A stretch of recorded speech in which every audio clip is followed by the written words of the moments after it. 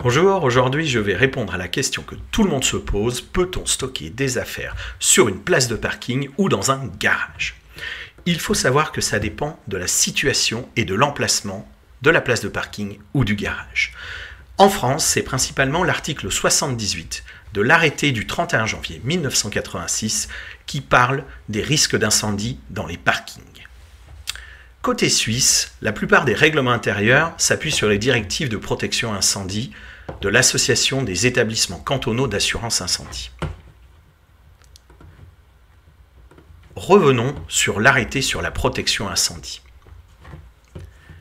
C'est lui qui va, dans certains cas, autoriser ou non le stockage des affaires. Pour résumer, on va faire très simple.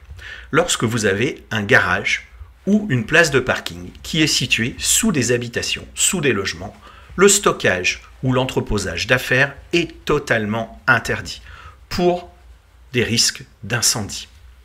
Quand vous êtes dans un parking couvert, sans logement au-dessus, sans habitation, sans logement, vous pouvez faire du stockage dans votre parking et dans votre garage.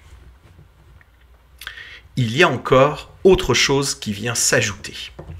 Il faut regarder maintenant le règlement de la copropriété si vous êtes sur un parking ou un garage en copropriété. C'est ce règlement qui va définir si vous avez le droit ou non de faire du stockage en complément de l'arrêté sur la protection incendie. Si dans ce règlement de copropriété, il est indiqué que les stationnements ou les garages sont exclusivement destinés au stationnement de véhicules, il est interdit de faire du stockage et du garde-meuble dans le garage ou dans le parking. Nous allons maintenant prendre quelques cas d'exemple pour voir si vous avez compris la règle. Sur cette photo, on voit des garages situés en dessous de logements. Par conséquent, c'est interdit de stocker des affaires.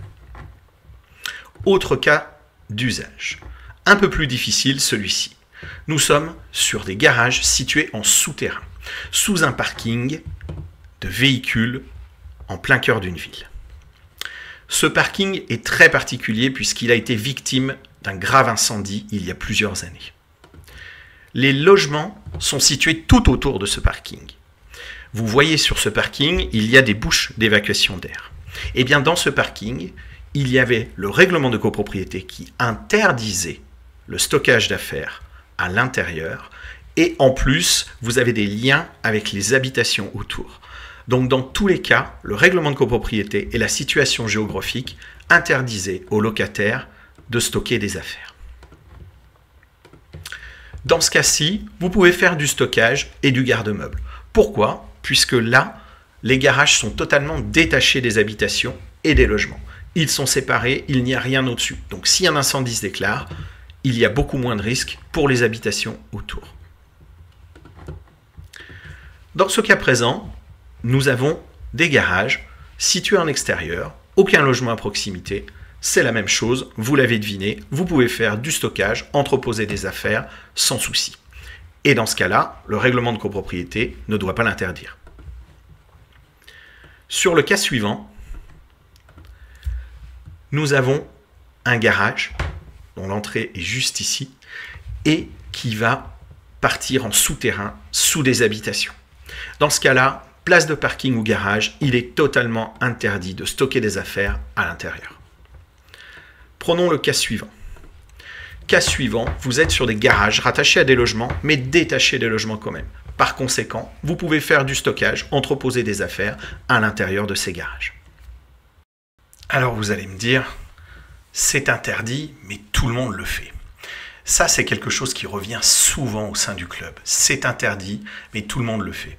Le problème, c'est lorsque vous êtes propriétaire bailleur, tout le monde le fait n'est pas une excuse. En cas de problème ou en cas d'incendie, ce sera votre responsabilité. Nous avons eu quelques cas au sein du club très délicats. Lorsqu'un incendie se déclare dans un parking ou un garage souterrain, il y a toujours le moment des responsabilités. On vient rechercher les responsabilités.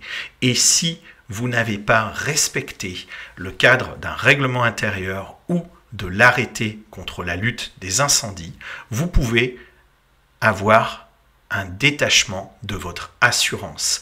Et l'assurance peut même se retourner contre vous si elle estime que le propriétaire bailleur était au courant de cette interdiction et qu'il ne l'a pas respectée.